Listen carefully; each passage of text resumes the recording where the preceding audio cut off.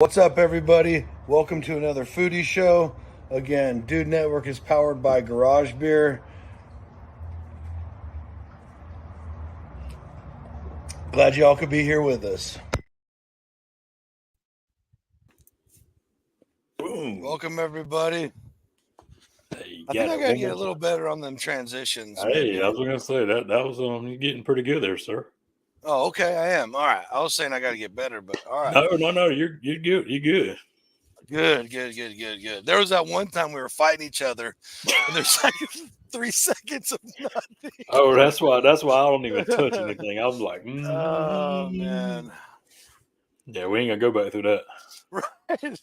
What's up, buddy? How you doing? Good, man. How you? Good. How was your weekend? Not really too busy, actually. That's good. That's Yeah, good. I did not go to the football game yesterday. I watched it on TV, so I didn't have to get mad at the stadium if they lost again. Oof. Which they didn't lose, but still, I was like, whatever. Right. And today, I just kind of took it easy, done some things around the house, and just cooked some chicken wings, of course. Nice. I hadn't had wings in a while, so had to cook some chicken wings. What about you? I'm about due as well. I've been busy all weekend, like I was saying before, unintentionally doing like stuff that needed to get done. Mm-hmm.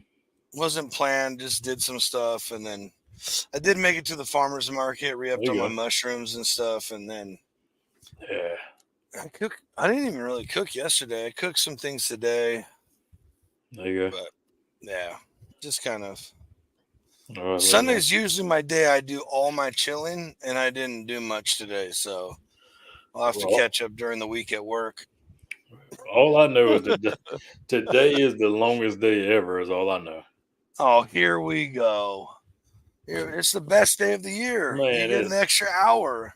Man, shoot, it's 10 o'clock over here on the East Coast. It's not. It's only 9. Yeah, but it feels like 11. Ask the clock, right? Right. We got hey Robert, man. That's right. I'm always ready. The stage is ready. That's right. Dude Network is the thank you, buddy. Appreciate you. Adventures, Cindy.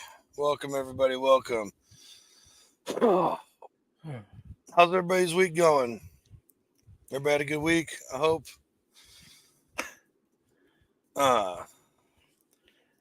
Hey, oh, there he is. T Carmack. Yeah. Knew I saw him in there. I didn't scroll down far enough. No. So we got another fellow East Coaster. Yes, thank goodness. Tonight. From the a little more southern than Damon. More southern. Yeah. I don't even. But is that considered the South? Sure.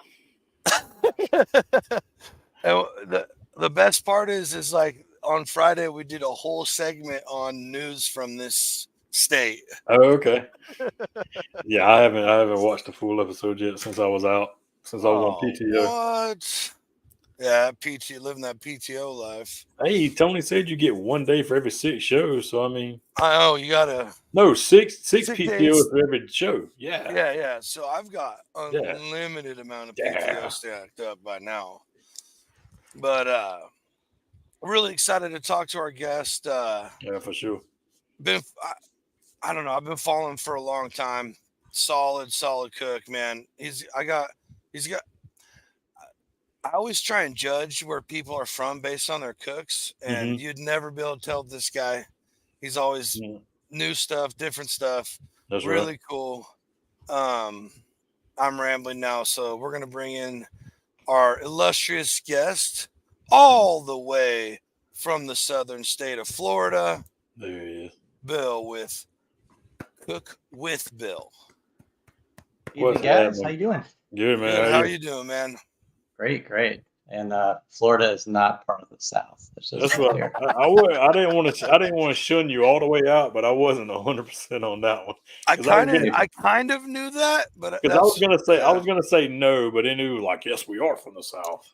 Well, it depends what part of Florida you're at, though, because it's a very very migrant state, right? So right now we have snowbird season, so everyone's coming down from the Midwest and the Northeast, and like everyone's driving 10 miles per hour slower than everybody else. So it's great.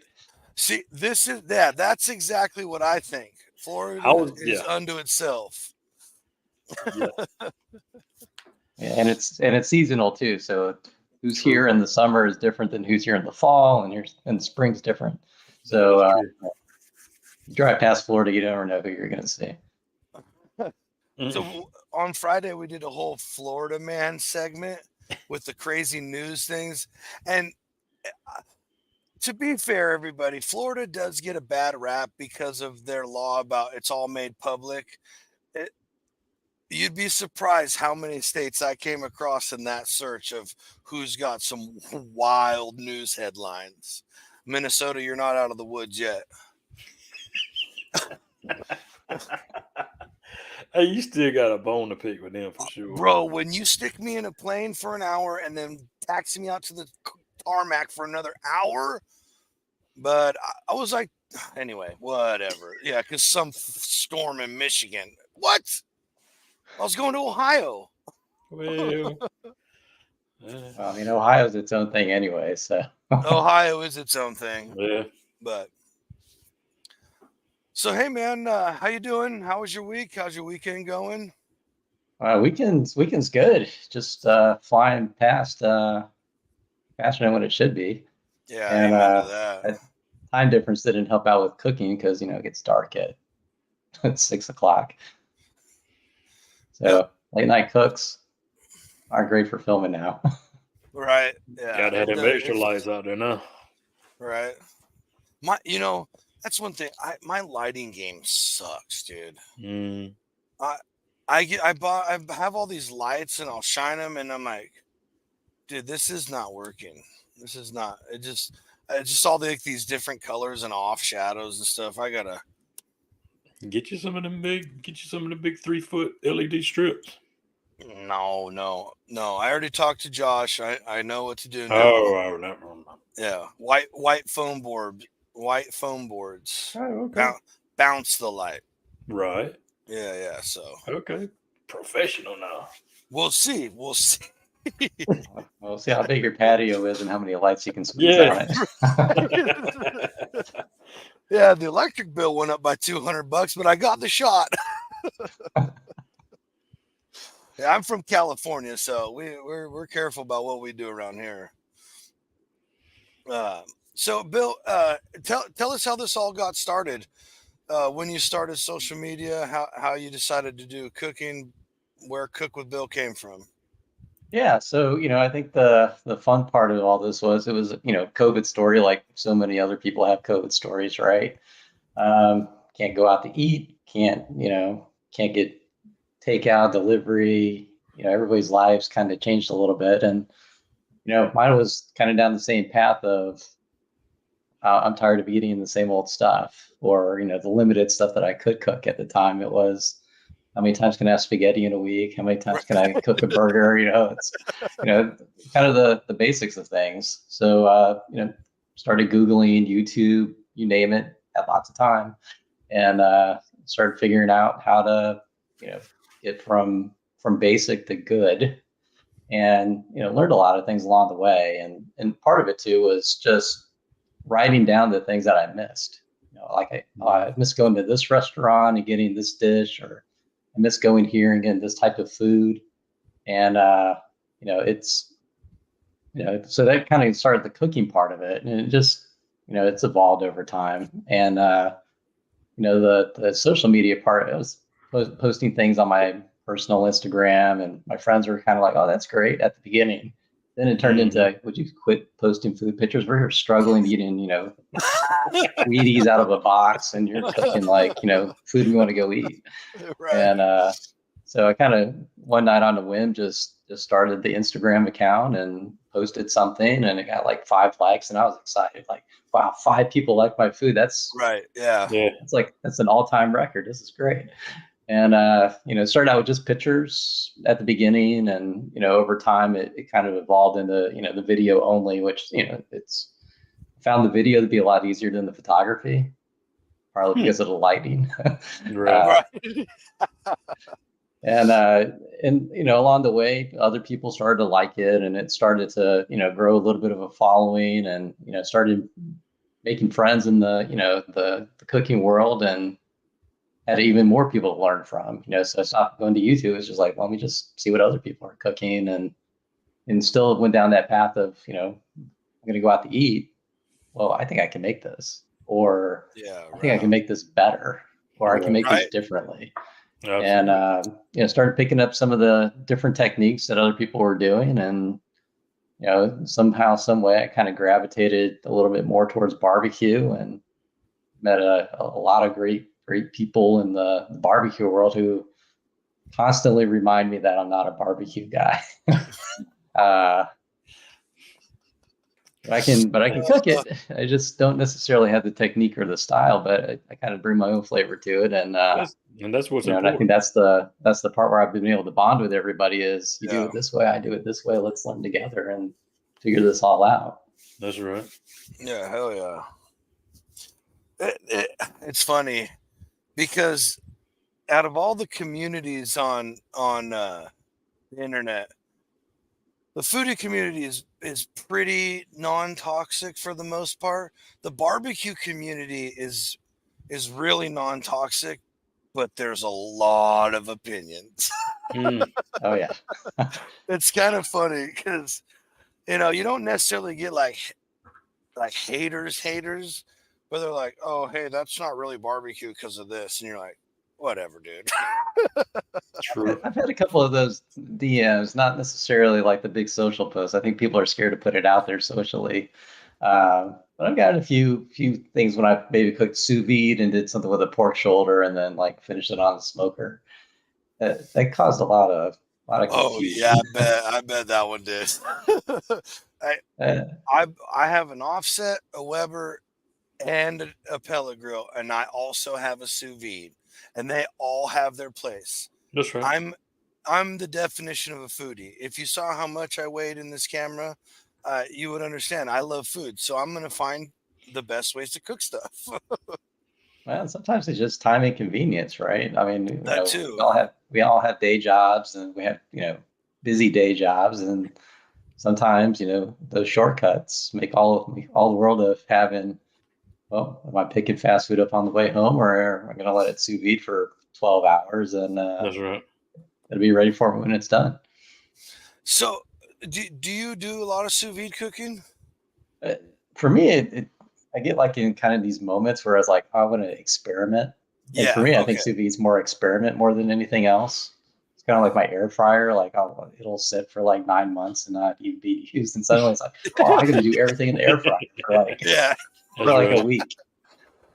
And and you'll kind of see it like in my post too, where it's suddenly like, wow, look, there's that stupid air fryer again, or oh, look, he's cooking a 36-hour thing in a sous vide. Like, why? But that's exactly why I loved, or why I got my sous vide, was because I'd heard about these restaurants like holding steaks for like 36, 40 something hours, and I'm like, I just have to know. I have to know. And look, whatever you want to say, it's not the same as throwing it on the grill. It's not the same in the cast iron, but there's something to it, dude. Like, it is so, I don't know. I need to do some more experimenting. I'll have to hit you up on some of the adventures you've been on about it. It's great, especially with bigger cuts of meat. Like if you have something that's like a chuck roast, like I think chuck roast is probably my favorite thing to throw in the water. Really? Okay. It's got a lot of connected tissue on it. It's really dense, and over time, I'm not going to say it breaks down, but it loosens it up to a point where it's soft. It's not filet by any stretch of the imagination. People say it is, but it does get tender like a ribeye. Which is I'm a huge fan of Chucky's. Huge fan. I never thought about sous vide one though. There you go. Project number 1. 26 hours.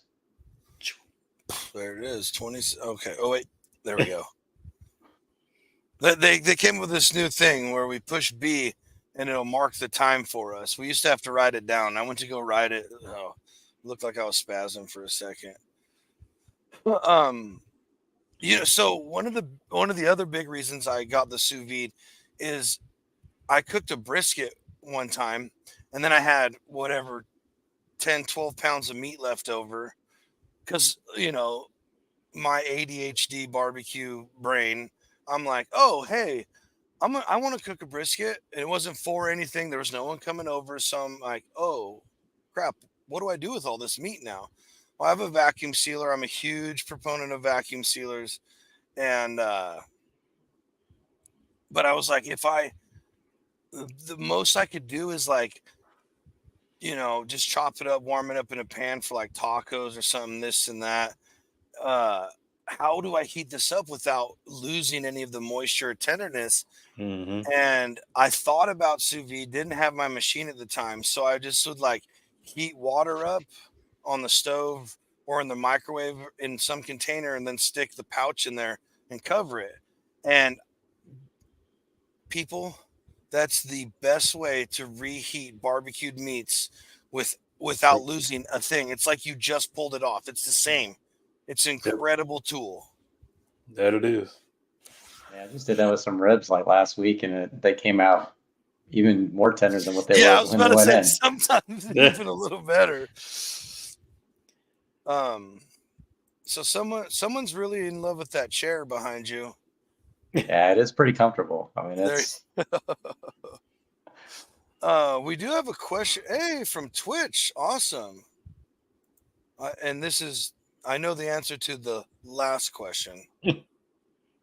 How is Cook definitely. Bill so thin for being a foodie? Is he a vegan chef? He's definitely not.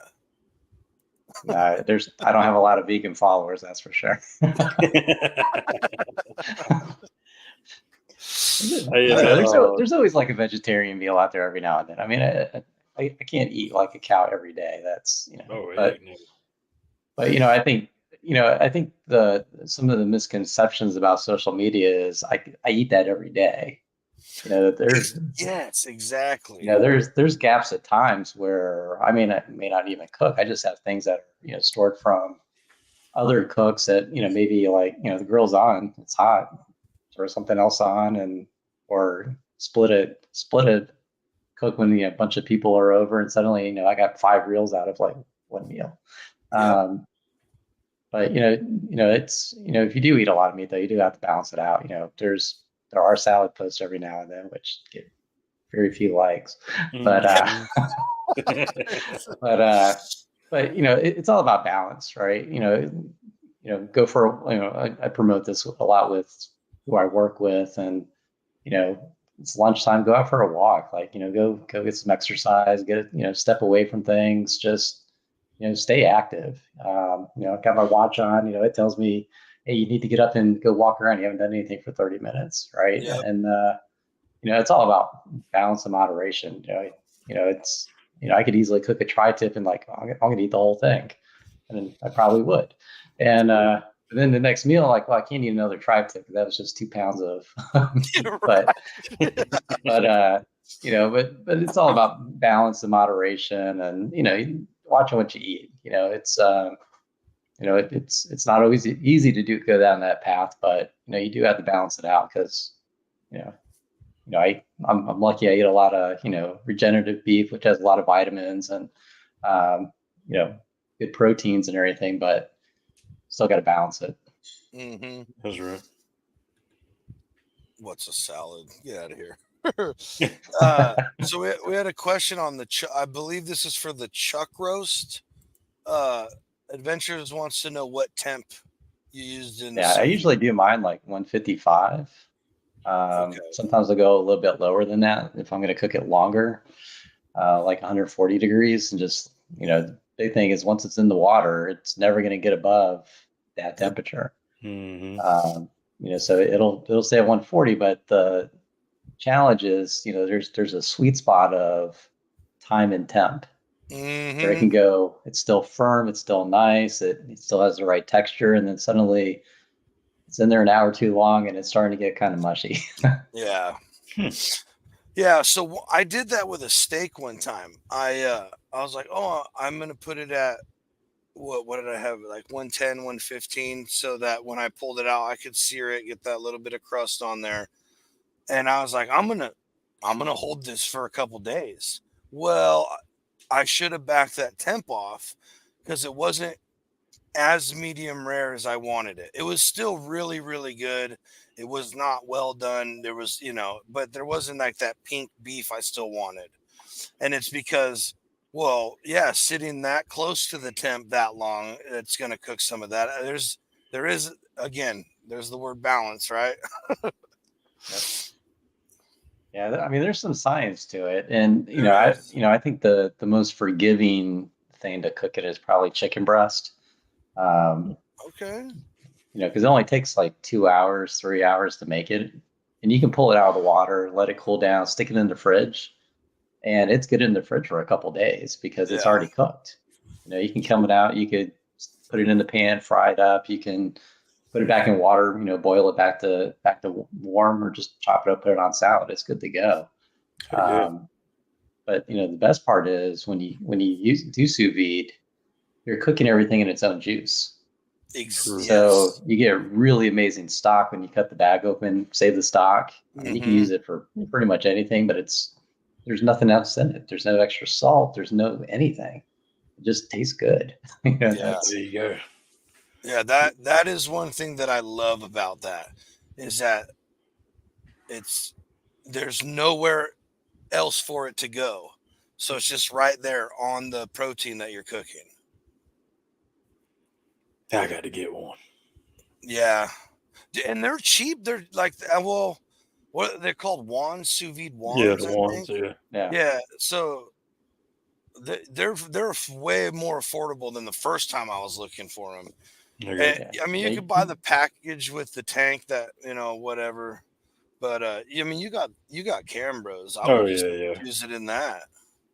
True. So, yeah, but if you go to like Costco or Sam's Club and they're on sale, they're like $100, and you get the whole kit. You get the bucket, you get the the sous vide temp thing. But what I found to be my favorite thing to cook in is my Instapot pot, and I'll actually just put the sous vide because it's the perfect size for like most smaller things. Usually, what I cook is smaller. And I got a top for it to keep all the heat inside, and it just works. Wow, I'm sure I know the Instapots have the sous vide function on it, but it doesn't really sous vide. It actually just boils. But it's the perfect size pot for like the reheat stuff. True. Worship the pig. Welcome, man. Hello. All right, we're going to go back here because we got some more questions. Yeah, I was going to say right up here. This one? Yeah, well, that too, but I was going to show something from Vidania Bros first, but that's good. Oh, yeah, okay. Well, I'll let you do that one right after this. Yeah. Bill, what's your favorite dish to make from Vidana Brothers? Friends in Texas trying to get me to say brisket, but they know that's not the answer. Yeah. They tried to start a fight earlier over the fat cap up or down, which we might get to that just because they wanted to stir the pot. Trust me, we had that conversation in our barbecue chat all the time about how to cook a brisket. You get 30 different answers. Oh yeah. But I mean, honestly, like favorite thing to cook, it really just depends on time and place and who. Like if I have friends coming over, like I really want to show off, it's cook a steak. Like that's just right. Yeah.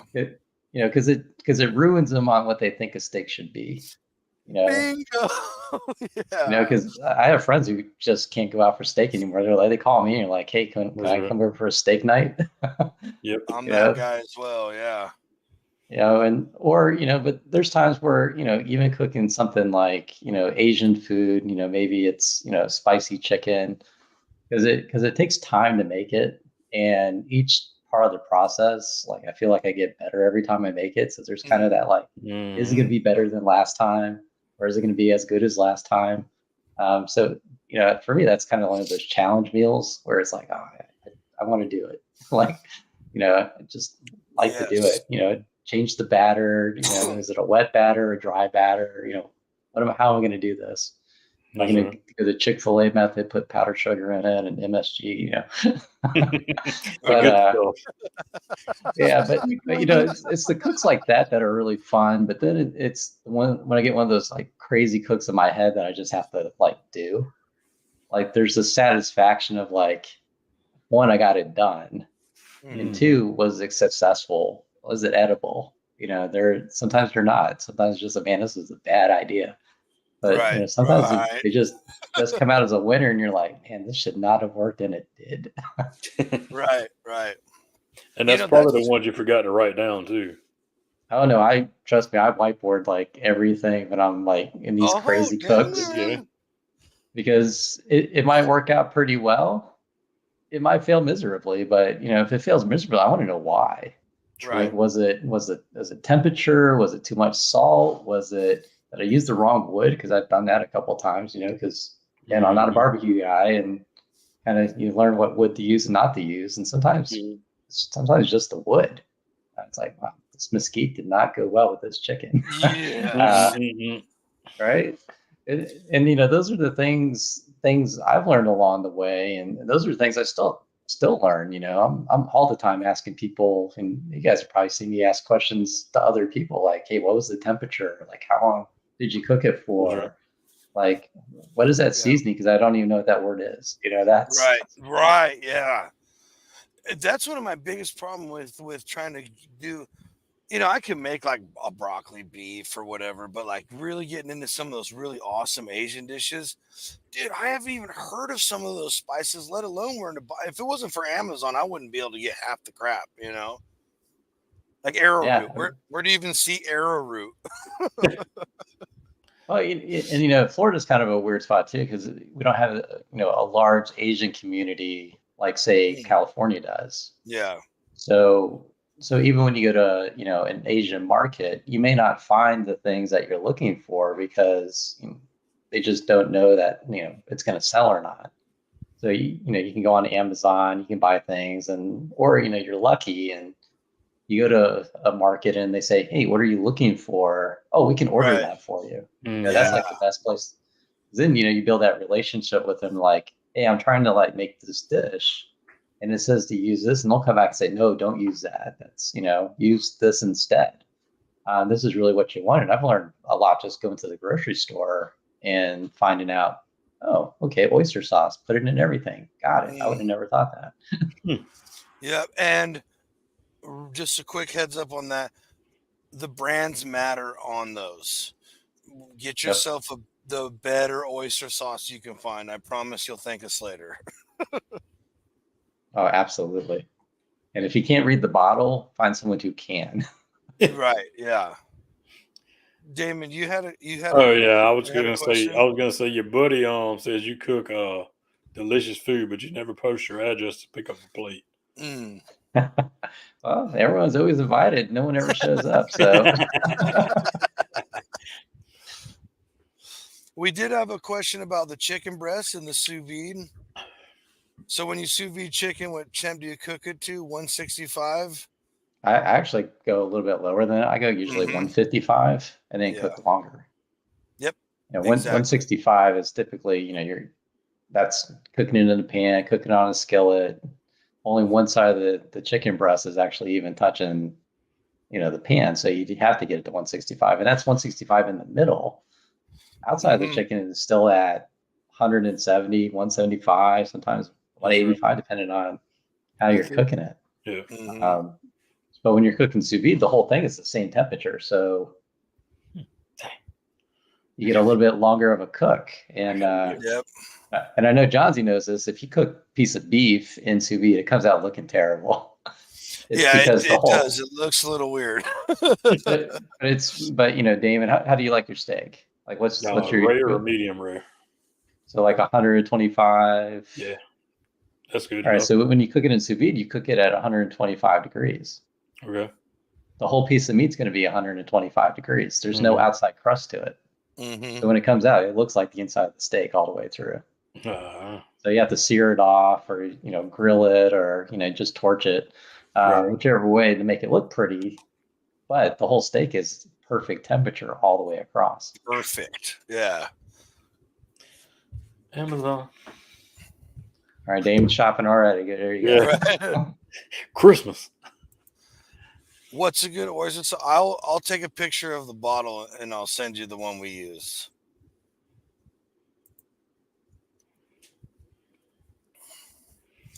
Oh, what do you got, Damon? What do you got?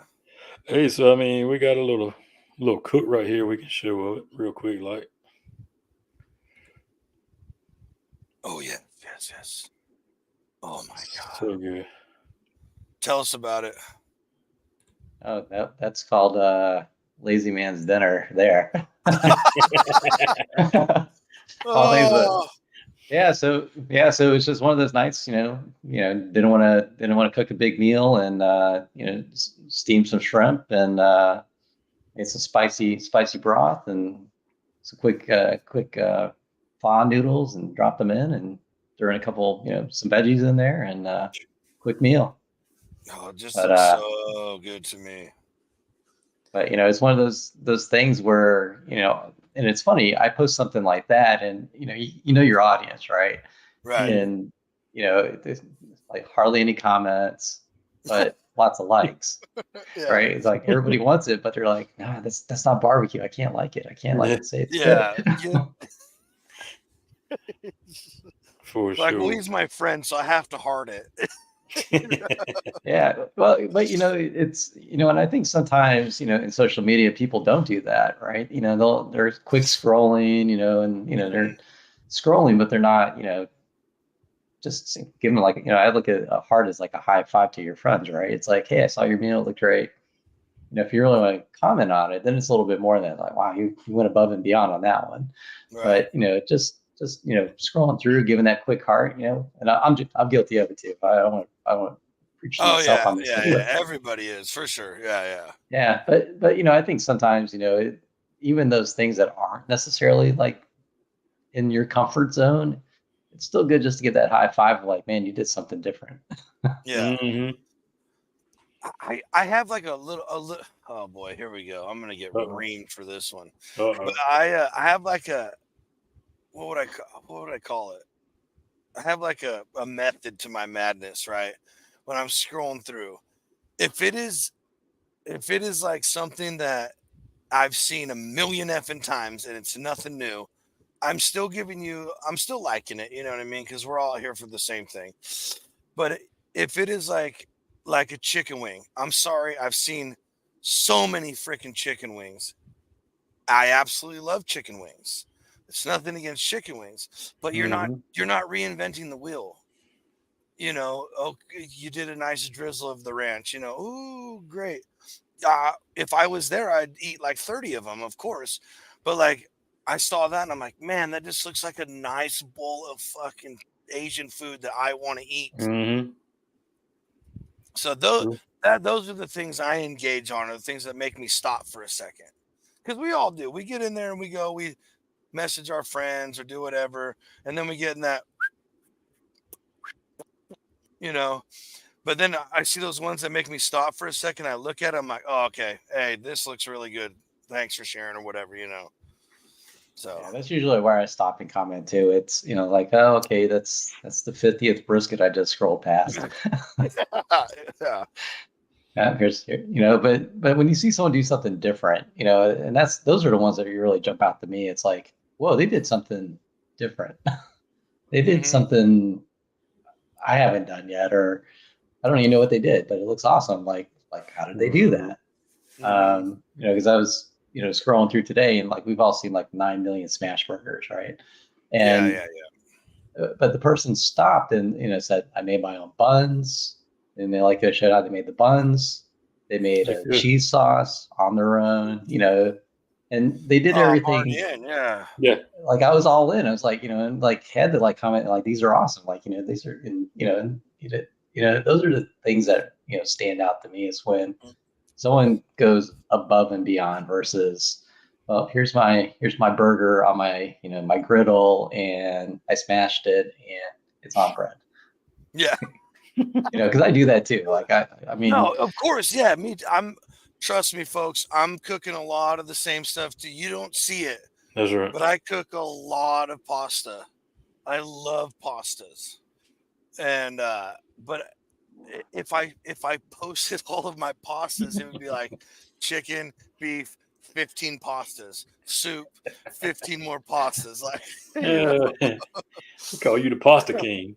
yeah. Well, Hey. May have to Okay. change your banner behind you, put like some noodles back there. Right. Yeah, I love this. That's what I started with, but we're gonna work on a new logo soon. But anyway, that's no, we're here for you, not for me. That's right.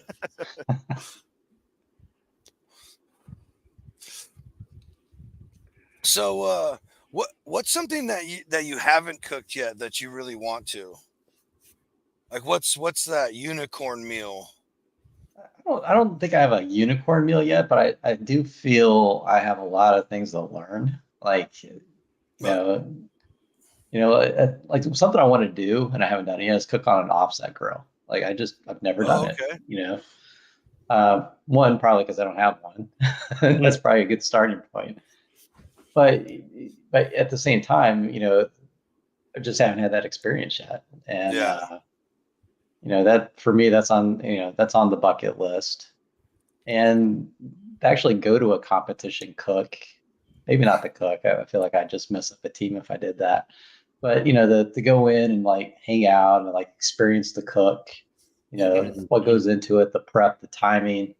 I have friends who do judging, they're all the time saying like, what you cook would like fail miserably, right? And it's like, well, I want to know why, because I think it's really good. I think it tastes good, but it's not about just the taste; it's about the presentation, it's the style, it's everything that goes into it.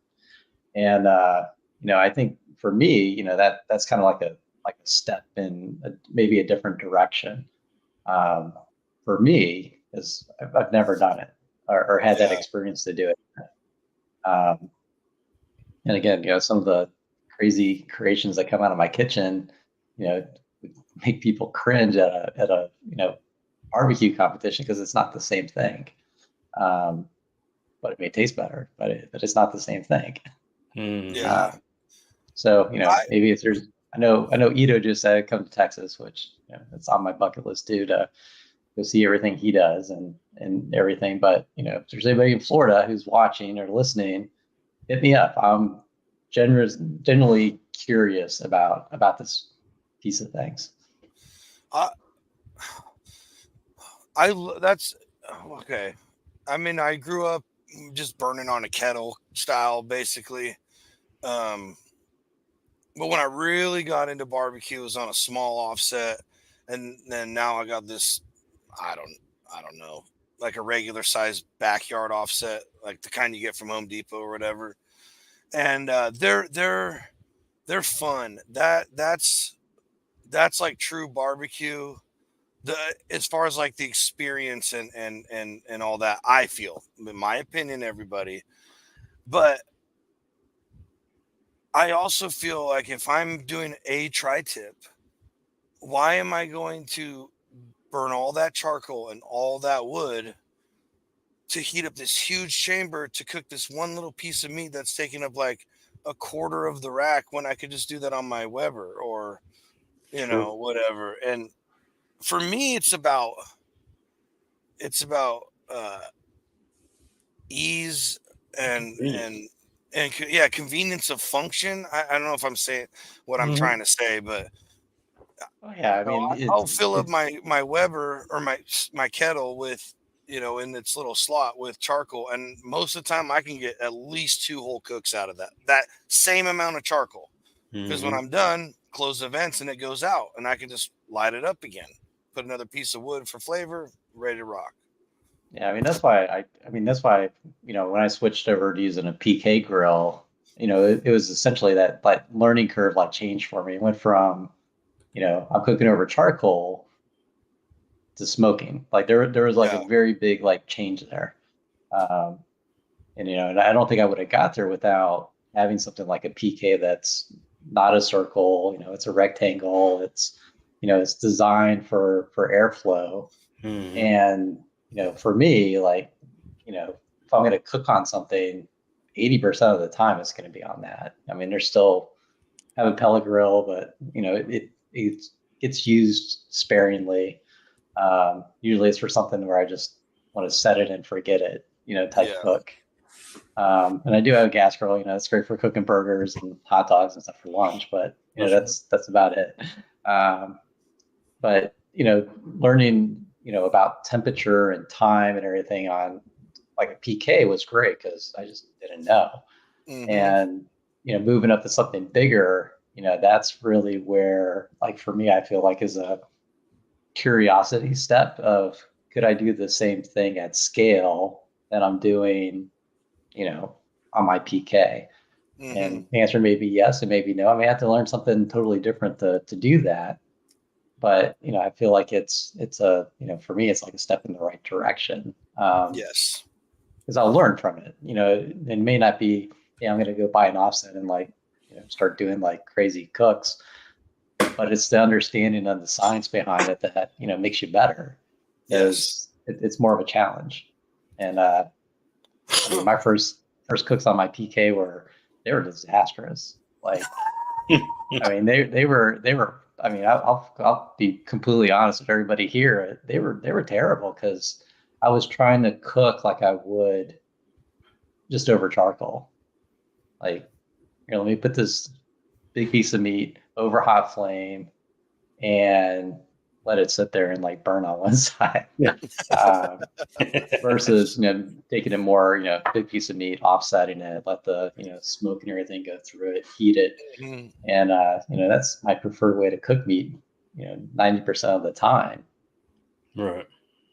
But it's definitely a learning curve. And you learn about charcoal, you learn about your proteins and how, different proteins need different things. Mm-hmm.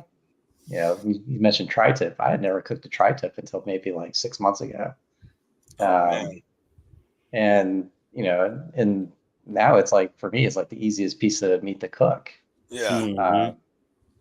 And, even like my California friends are like, yeah, you got it down pretty good. They want to give you all the credit. They won't give you all the credit, but they'll say pretty good. It's really, it's just so, it's always a weird reminder for me because I've never, ever not seen tri-tips in my life. Never. And so much of the country is like just in the last like couple years are being able to cook them. And I'm like, what do you mean? They're everywhere. And they're like, no, dude, not here. And I'm like, it's just, I just forget about that so much. And not that it's the best cut of meat ever, but they are damn good. Yeah. They are damn good. Yeah, I mean, well, and it's best, and you get two pieces of meat on it, which is, the best part of it. And if you don't cut it right, then you realize it's two pieces of meat, which I learned along the way too. Oh yeah. Hey, I've been But cooking them for a long time, and still every once in a while, after it's cooked, and I forget. Like normally now, I make sure to take a really good visual image in my head of where the grain is. But every once in a while, my two little pieces on either side where I'm supposed to cut, they'll be a little chewy. So whatever. yeah, Don't. somebody taught me though that if you make a small cut on it, Yep. very small cut before you cook it, then at least you have a point of reference on it. So I Yeah. started doing that, and that's helped me a lot just to remember where to cut it. Okay. Okay. There we go. Do you cook tri-tip like a steak or like a brisket? I do it more like a brisket. So Really? Okay. yeah, so I offset it. I let it hang out. I let it, do what it needs to do to get up the temp and then, sear it at the end. But are I've you seen people do cooking the it? opposite where they sear it first and then let it hang out. I don't. I disagree with that method on tri-tips. No, what he means like a brisket, are you cooking it up to like 200 or are you cooking it to medium rare? No, I was cooking it just above rare and letting Yeah. the sear do the Yeah. rest of the work. Yeah. Yeah. So there's this whole thing now where everybody wants to do them. They call them Triscuits, Triscuits. where they cook it up to, or they cook it up to 200 and completely decimate that Obliviate it. beautiful piece of meat. I But mean, there's not enough fat on it though to do that. I mean, you're just going to dry it out and it's going to be like cutting through a shoe. so I don't know. I tried it one time and I will forever. It's like I ran over a dog or something. I just ruined it, and I still feel bad. Like I Nice. disrespected that piece of beef. But Yeah.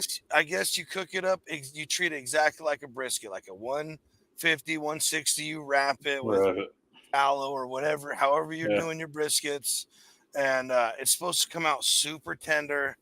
And it's like you thin slice it. What I've heard from someone who does it a lot is they thin slice it for like Philly cheese sandwich style sandwiches, which sounds really good. Yeah. And why not just get a round steak then? Because that's $3 a pound, and you can do the same thing. That's right. And like I've set out since I messed that one up. I have set out 3 times. Like, okay, I'm gonna do it this time. I'm gonna try again. I'm gonna really focus, and every time I just pull it off and sear it and eat it regular.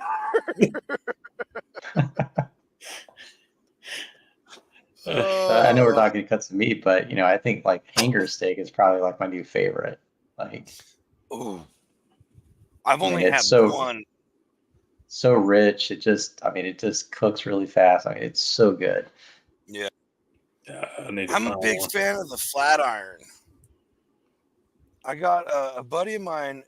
He lives a couple towns south of me, and he knows this butcher shop somewhere. And he got me like 2 bags of inch cut flat iron steaks, and they were really, really good. And then when I was in Ohio, I cooked it way too long. It was Damon, I know, buddy. I'm sorry, but it was still good. And that's the thing is like, I go, hey, can you go grab that for me? And he comes in with the thermometer stuck in it, facing the other way. And I'm like, oh, how bad is it? And he swings it over. It says like 184. And I'm like, but it has so much. They look like, if you get a really good flat iron, they look like Wagyu because of how much of the intermuscular fat's in there. It's not the same. Not claiming it's the same. But, dude, it was even blasted to shit. It was really, really good. It did eat good. Yeah. So if anybody out there can find a flat iron roast, not just the steak, but the whole roast, that's a good one to try. All right. What's one of the hardest things that you still maybe struggle with as far as like a dish? Like, I know you say you're not much of a barbecue guy. There's a lot of stuff you want to learn there, but like, what's something that you keep trying over and over again to perfect? Because we all have them.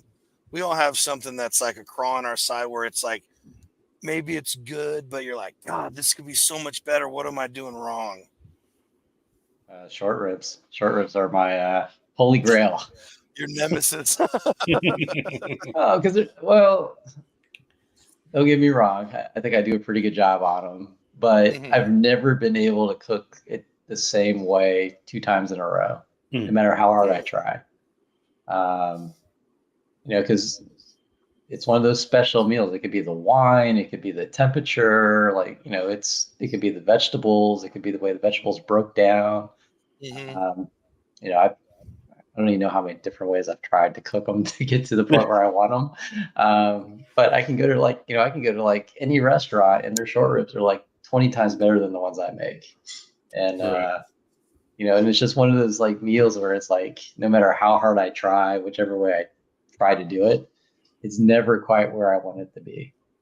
Not saying they're not good, but they're not like here. They're like maybe here, and it's it's just one of those meals. And it's funny, like a friend of mine in France sent me like this recipe, like, here's how we do it. And it's all sous vide. And I'm like, all right. And they put the wine in the bag, they put the garlic in the bag, they put some vegetables in the bag, and then they let them cook for like 2 days. So I'm like, well, that probably worked because they're going to be so tender when they come out. That's right. They're going to be so infused with all the flavor. And then like send me a couple other things about, what they do with the sauce and everything, which is a little different than how I was doing it. So maybe give that a try. Maybe that'll be the winner. But again, it's like that's a 2-day cook. Yeah, right, right. Exactly. Have you tried smoking them yet? Yeah, I mean, I've smoked short ribs, and they come out great, Okay. and they're tender, and but from a flavor, it's like not 100% there yet. They taste like barbecue short ribs. They can be marinated, they can be smoked, offset, whatever, and it's still not the flavor I'm looking for. And Got it. Yes. Yeah, I got Okay, it. cool. That's the question. Yeah, Yeah. that's the answer I was looking for. Like, because I make my chuck roast really good, but I made one phenomenal one time, and now I'm like chasing the dragon. Like, I got that first taste of the perfect one, and now to me they're all good, like really good. And everybody who tries them, like, oh, dude, this is really good. And I'm like, yeah, thanks. It's not where I want it. yeah, and that's it. It's like it has this in your brain, like I wanted to taste this way, and I can't Right. get there, and it's frustrating. Yes, so much so. I have, that's one thing I haven't done is I haven't tried doing like that kind of short ribs with the vegetable and the braising and all that. I need to try that. They're probably good. I'm pretty good. Yeah, I have. Luckily, they weren't on like a rack of dinos like all together, so it wasn't like a $90 rack of ribs. But I've messed like because they sell them like they call them chuck short. I don't remember what they name them here, but they like take the rib and they cut it one rib into three little like 2 by 2 by 2, Hmm. and I'll if I see those on a deal, I'll pick them up just to have beef ribs, smoked beef ribs. But it's like enough for me to eat by myself. It's not like this huge endeavor. But there's been a couple times I did not do them great. Hmm. Did Yeah, they're not not do them forgiving. great. Like it's not a forgiving No, dish. no. That's what's funny about beef is like there's some that you could get away with kind of, oh shoot, I didn't do that or I did Yep. that or whatever, but some beef, man, if you are saying that sentence, it's You no better be bueno. on. Yep. Yeah. I learned that really hard with poor man's Bertens one time. Mm. Oh, dude. I did and still I can't really figure out what I did. Like, cause like I got a chuck roast. I cubed it all up into like bite size, like you would with pork belly, burn ends, and I smoked them. I put them in the sauce, like the whole same process. And like I go to poke them, I'm like these are not tender at all. Like probably the same as the front of my Converse tender. And I'm like, okay. So I let them sit for a little while longer in the juice. Like maybe it's just not happened yet. Well, then nighttime came and it's like, okay, I have to go to work. So I took them off and I'm like, I'll try and do this again tomorrow. I'll try and revisit this tomorrow. And bro, I gave them to the dogs. Like it was bad. It was Dang. so bad. So then I see a video and I'm like, oh, okay. You have to keep the chuck roast whole and then do it. So I tried that and they came out way better. And then for the next week, all I saw on Instagram was everybody doing poor man burn ends from a chuck roast already cubed up. Perfect. I'm like, what did I do? See, you can't win for losing. But that one, I won't even go back to trying. I just do it the way I do it now. I'm not risking that again. Because chuck roast ain't cheap anymore out here. No more. No, not cheap Definitely anywhere. not. And, that's one of the things that pisses me off about, or not piss me off, but it's like a double-edged sword. Is like all of a sudden you start seeing all this stuff on the internet, and you're like, oh, this is a good idea. And then because all these cooks are cooking it, they're like, oh, hey, people are buying this, mark up that price. Like chicken wings used to be a throwaway thing. You used to be able to get them for like 90 Right. cents a pound. And now it's That's right. like a pound for $30. It's crazy. And it's interesting too if you talk to like the butchers and what they're trying to get. And so I go to my farmers market all the time, and they have like an awesome butcher section. And they'll flat out say like, look, we can get this, we can get this, we can't get this right now without paying like an arm and a leg for it. Yeah. But it's cyclical too, and they said there's times of the year where like parts of the country are like all they're eating is like chuck roast or skirt steak or whatever it may be, and then other times of the year is like you can get like chuck roast for like nothing because nobody's eating it. And but do you want it to hang out in your freezer for 6 months? Because I don't. Right. Yeah. Right. Yeah. Exactly. I'm really curious about this comment right here. I'm not a chuck roast fan. The beefy flavor isn't there.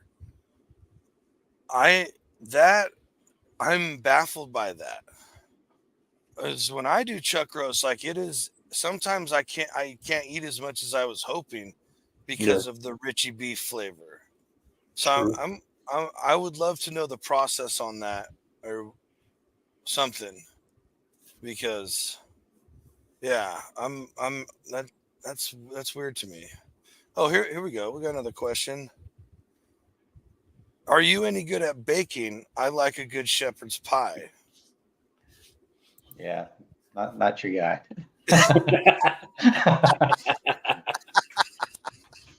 I've never made one either. I mean, I don't know. I've experimented with the oven. I mean, I can't say I don't use the oven, but there's things that I do well, like cheese muffins. That's awesome. But other things, yeah, it's trial and error. Making a quick pizza, oven's good for that. Yeah.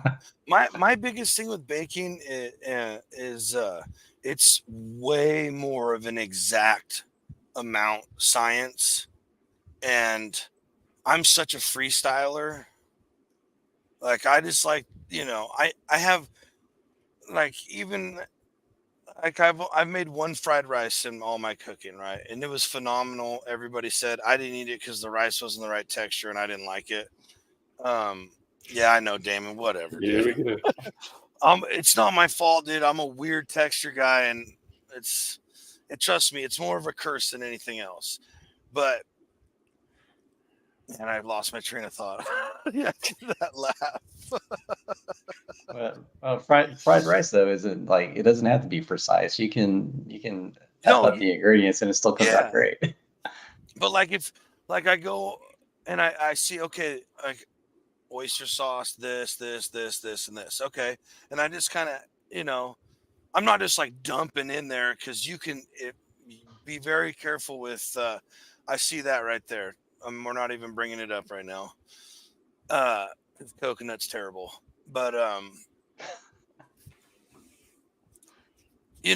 I like to make everything my own. Like if I'm trying something brand new I've never done before, I will look up a few recipes so I have an idea of what goes into it, what other people are doing, and then I just go on off on my own. And most of the time I've cooked enough food at this point in my life, like it's not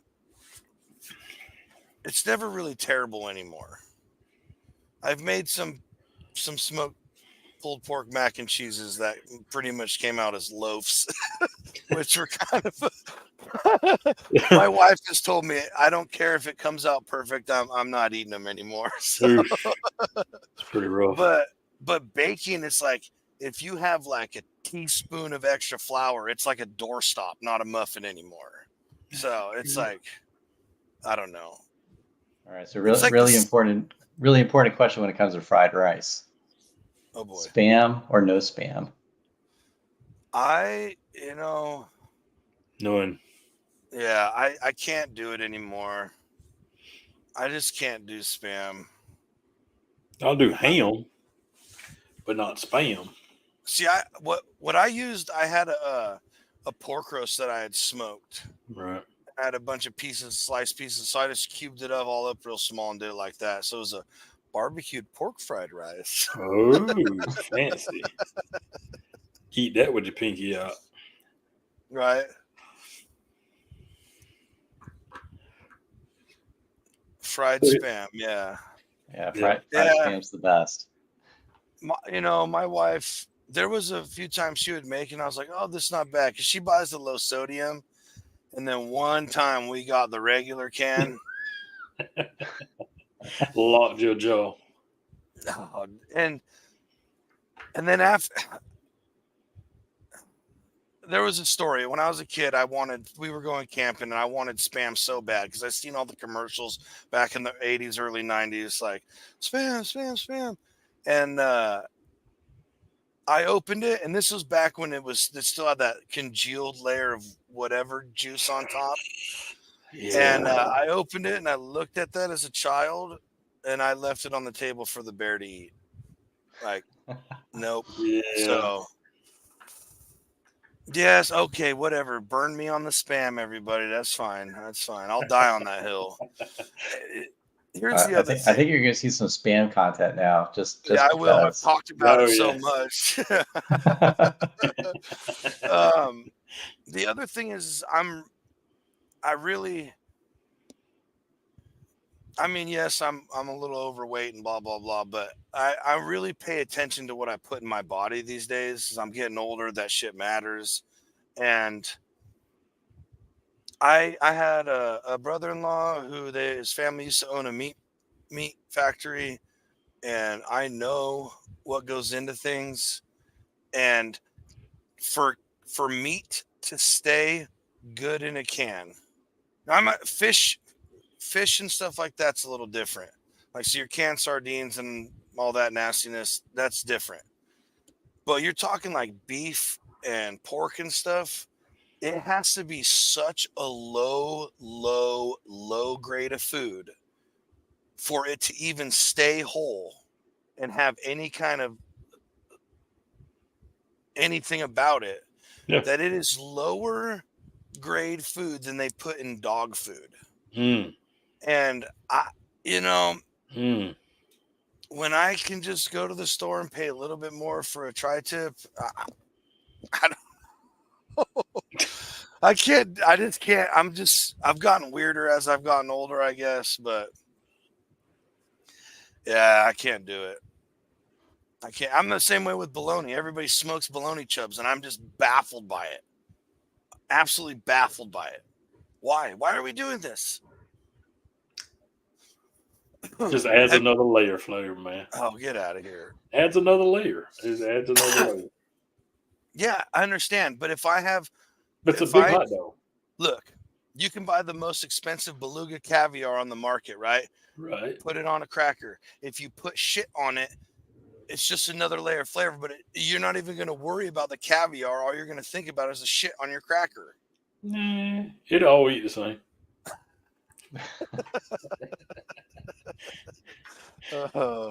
And no, I'm not saying anything that bad about bologna or anything. I'm going to change your mind one day. I hope so. But, I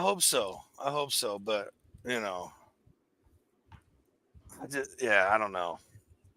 I don't know, man. I can't. Have you done that yet, Bill? You messed with the bologna I haven't chips? done the bologna yet. I mean, I see it all over the place, but I haven't done it. But I see like the smoked and then deep fried bologna, and I'm just like curious to taste it, not curious to cook it. I guess okay. Whoa. That's a fair point right there. I guess that's what it is. I would definitely try it. If you made it for me, Damon, I'd definitely try it. But there's not 1 ounce of effort for me to like put into doing that. Right. No, I get it. No, I get it. Hey, so here we go. We can roll off of this one since we like to pull up what's this and this and this. It's getting colder. Chili season. Bill, beans or no beans in chili? No beans. What? Oh, my man. Oh boy. So my man. So as our guest from last week, Beer Daddy Barbecue said, chili with no beans is nothing but Texas bolognese. So yeah.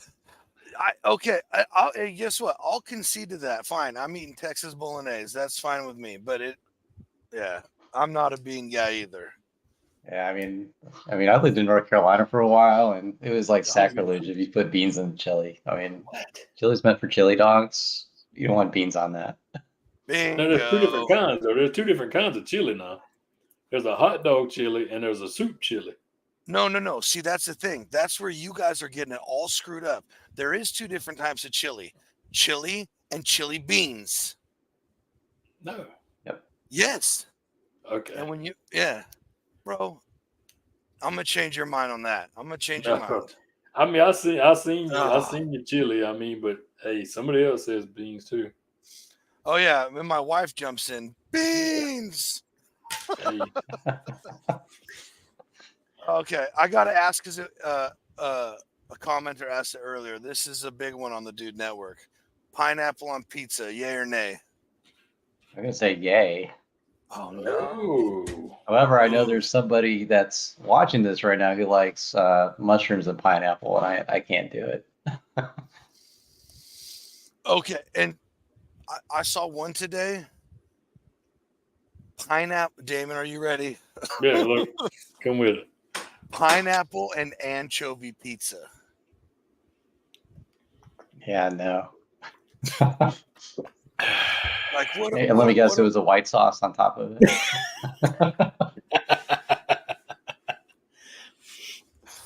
I don't remember honestly. But it's like, what are we doing here, folks? True. What are we doing here? Yeah, I know, babe. I know you love it. That's like my wife's favorite pizza. Is Hawaiian style pizza. I don't get it. I am a white sauce guy. I am a white sauce. If I have a pepperoni pizza or the classic Kevin McAllister, it's got to be marinara sauce. But whenever I get a pizza, I get pepperoni, sausage, and bacon, and it's got to be white sauce. It's so good. Yeah, see, here's the pineapple and mushroom right there. There you Oh, go. here we go. We go. Manuel. So the best part is he made that at my house too, so I've seen it. Ah. Welcome to the Dude Network, Manuel. Appreciate you. Hey, and my boy Timmy, I love you, dude. Thank you for this. If you look it up, home style chili requires beans. Regular chili, which means the original OG chili, no beans. Settled. No, he's talking about home style. That's that can. That's Hormel. I know. I was just trying to roll with it. Yeah, no. I'm telling you. We're gonna have a whole hour show nothing but chili. Yeah, no, we need to stop here. Okay, I want to pull this one up too from you, Bill, right here. So let's play this video.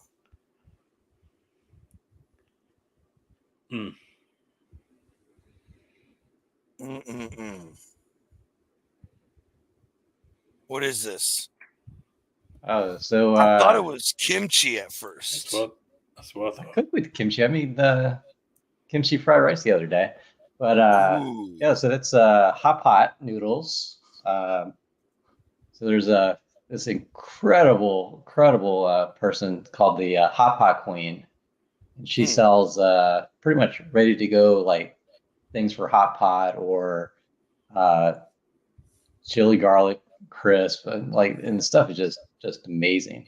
And I was fortunate enough, she sent me some to try it, see if I could make anything out of it, and I did pretty well, I think. And she was actually surprised how much spice I put in it, and it was great. But yeah, you can get the noodles, you can get the sauce. Made some Chinese meatballs to go inside of it, and some bok choy. It's just total comfort food. For sure.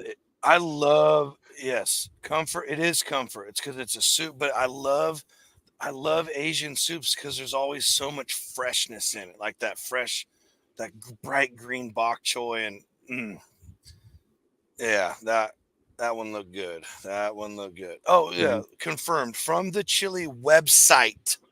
Can't believe everything on the internet. Now I'm done with it. Can't believe everything on the internet. It's probably Wikipedia you looked it up on. Get out of here. What's your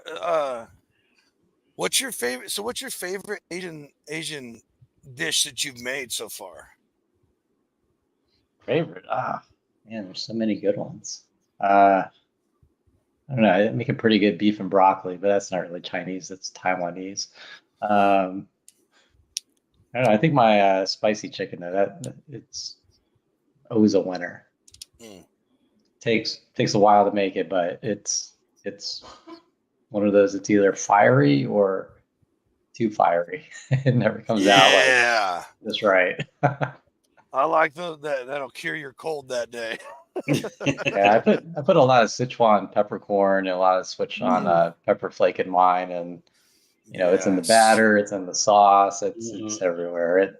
It'll light you up, but it's Big a good fire. Here. Yeah, I love that. And I'm gonna send something to Damon's house. He's got that look like I got to try this. Yeah. Damon loves heat like I love beans. Exactly. Me and Heat, we cool, but we ain't friends. Oh man, what you got, Damon? Hey, that's oh yeah, that's what it was. I know we got a video for it though.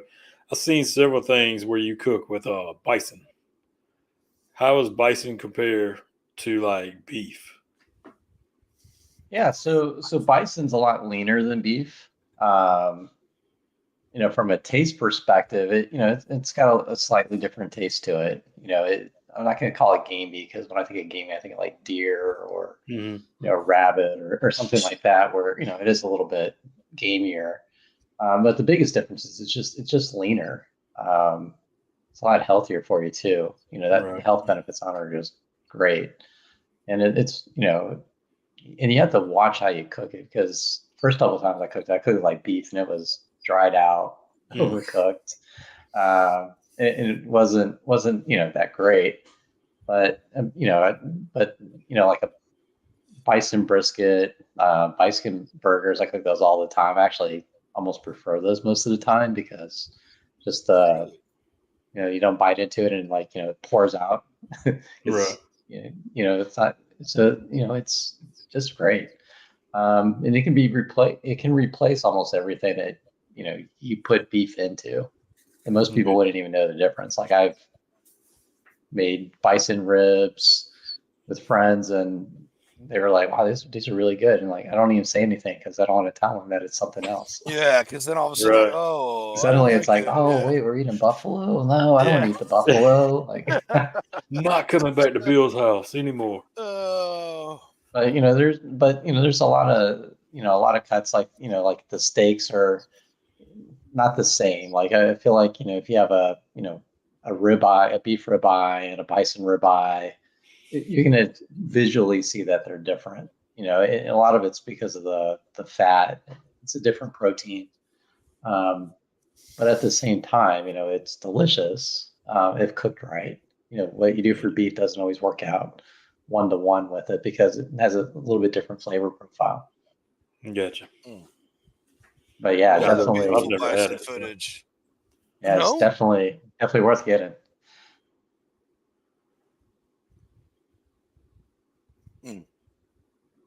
Ooh. Ginger beer.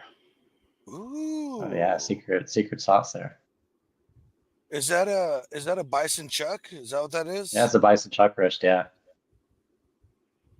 Ooh, truffle sauce. Damn, flavor. You're making these noodle bowls, man. If I ever make it to Florida, bud, I'm coming for dinner. You just let me know when, because keep an eye out. There's going to be another one showing up here soon. Beautiful. Nice. I'm not sure this is true, honey. Uh-oh. I cooked a bison tri-tip. I don't remember if she had any. Yeah, there's a meat shop. When I go up towards the mountains, there's this rawhide meat shout out that I like to stop at, and they've got like you can get elk there, but it's only like ground elk. Which don't get me wrong, if you can get it, get elk. It's insane. It's pretty good. But they have bison tri-tips and bison steaks and so on. I bought a tri-tip. Definitely did that thing where I tried to pretend it was just the same as beef, and it wasn't perfect. It wasn't bad at all. It was not bad at all, but yeah. I'm fascinated by the health difference. I didn't know it was that much healthier. Well, so like here's the big part on the health part, right? So if you look at, you know, grass-fed beef, grass-finished beef, all they eat is grass. You know, they're getting all those nutrients in. You know, they're taking all the good stuff in, turning it into good stuff when you eat it. The science there tells you just how much better it is. And where I get my bison from, they're regenerative also. So all the bison are eating is grass. You know, they're not eating hay. They're not eating, Grain side things finish, blah to blah make them blah. fat.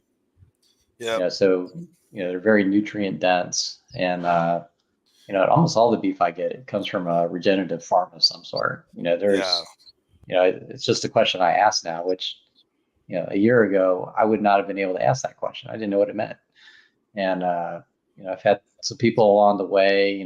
I've worked with a lot of farms across the country, and I know what to ask now, which is kind of fun when you get on in a meeting with a potential partner and you say, well, how do you raise your cows? It's not a question a lot of people ask. No. Right. But nope. But for me, it's if they're not doing it, I'd rather not take it or be a partner with them, only because I know the difference. Right. Even my farmers market, like I'll go in there and like, hey, where did the cow come from? And if they don't know the answer, I'm kind of like, well, maybe you should know that, because there is a difference. You definitely, if you're selling it, you should know where it came from, Eduardo. But it's interesting. I'll go into butcher shops and I'll ask them the same question, and they'll tell me like, hey, our cows come from Colorado, or they come from Iowa, or they come from Texas, or even Florida. That's when you get to have a little fun with it. You get that. So what did the cow eat? Mm-hmm. And if they're not able to tell you what they eat, then they don't know what they're buying. True. Have you ever experienced with people that they don't like grass-fed beef because it tastes gamey? Have you ever heard that? I've heard people say it, but then I cooked it for them and they're like, this is the best beef I've ever had. So it's kind of like, bingo. Are you saying it just because you don't know, or are you saying Right. it because maybe you've had a bad experience with something and you just think it's all that way? Mm-hmm. It's kind of like, I always use like the, McDonald's analogy, right? When you're young, you go to McDonald's, everyone goes to McDonald's. It's like, oh, McDonald's is great.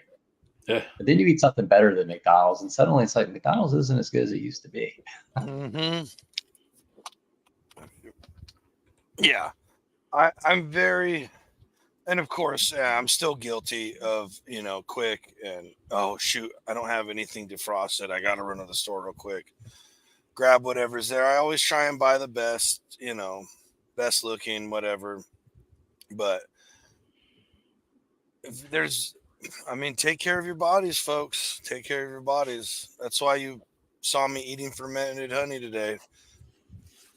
Probiotics, proteins matter, fat content matters, but good fat and stuff, It's not just like, oh, I got a lot of fat on this, so it'll be good for my brain. There's a difference in that. Right. Well, the thing is, if you get beef that's been grass-fed, grass-finished, it's more nutrient dense than salmon is. Yeah. That's, there you go. Everyone's like, salmon's like the go-to, like healthy item, but you can get more vitamins from eating a steak than you can a piece of salmon, which is crazy when you think about that. Mm-hmm.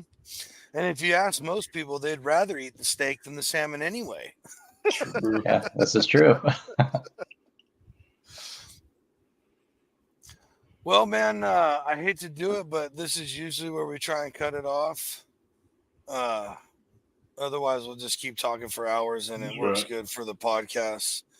But hey, everybody, shout out to Bill. Bill, thanks so much for coming on. And before we get too wrapped up in ending this, roll out the red carpet for you, man. Tell everybody where they can find you, what you got going on, all that good stuff.